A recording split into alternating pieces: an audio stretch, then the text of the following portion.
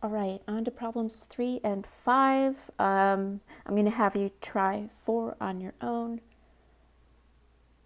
Let's get into it, I guess. Problem 3 says, convert each logarithmic equation to an exponential equation. So, you can probably guess what I'm going to write down. The formula that we had, the equation. So, this should be at the top of the page for you if you're looking at the worksheet, but I'm going to rewrite it here. Log base a of x is equal to y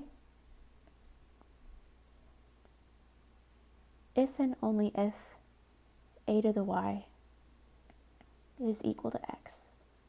And in the last video, I called this part 2, and the logarithm part 1.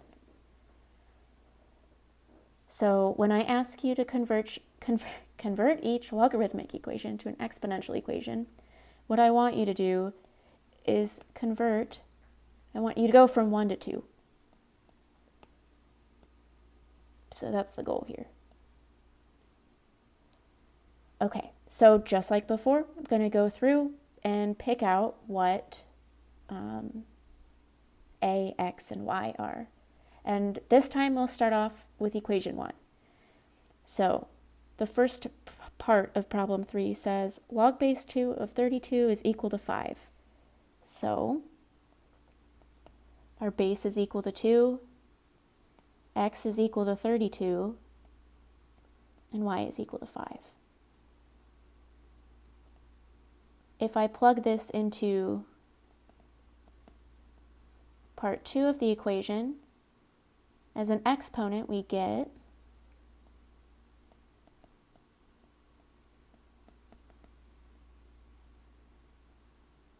that 2 to the 5th is equal to 32.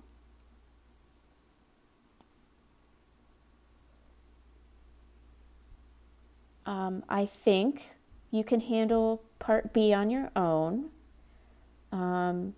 If not, I would really like you to try more problems to practice.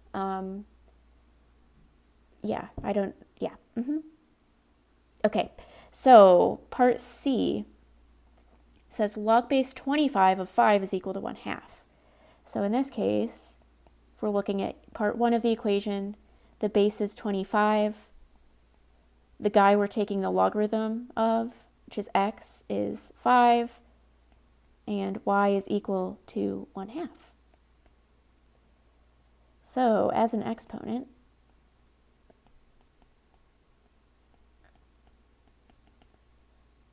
we have that 25, so the base, to the 1/2 is equal to 5. And you can verify yourself that this is true, because we know that the square root of 25 is 5. And finally, we have log base t of m is equal to x. So this is a little bit confusing because I've got an x here, and I've got an x in the previous problem. So I'm going to call this x bar. I'm going to put a little hat on him. A flat hat, a bar, if you will. So that a, which is the base, is t, x, which is the thing I'm taking the logarithm of, is m, and y is equal to x bar. So then, as an exponent,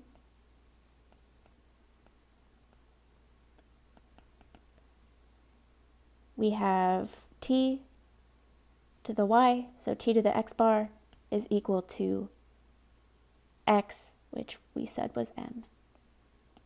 Oh, no. Highlighter. There we go. And I think that does it for problem 3. Like I said in the beginning, I want you to try to do problem 4 on your own. As usual, I'm going to say this a million times and it's going to get really annoying.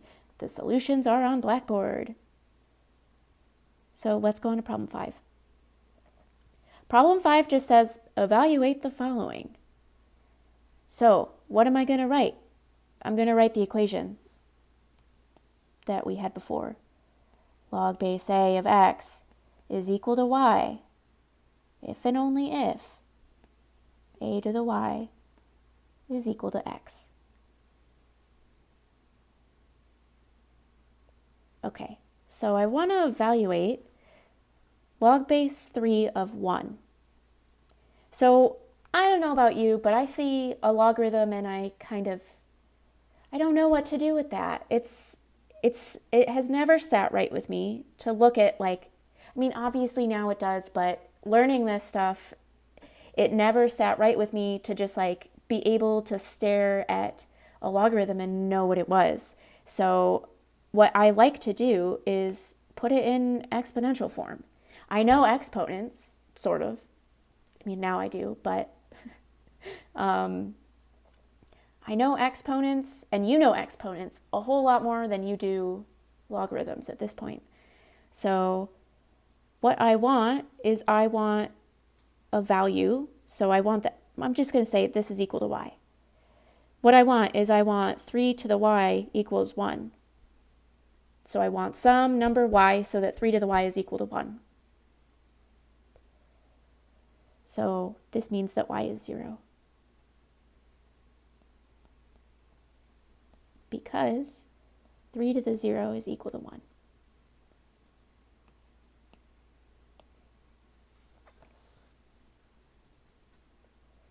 Okay.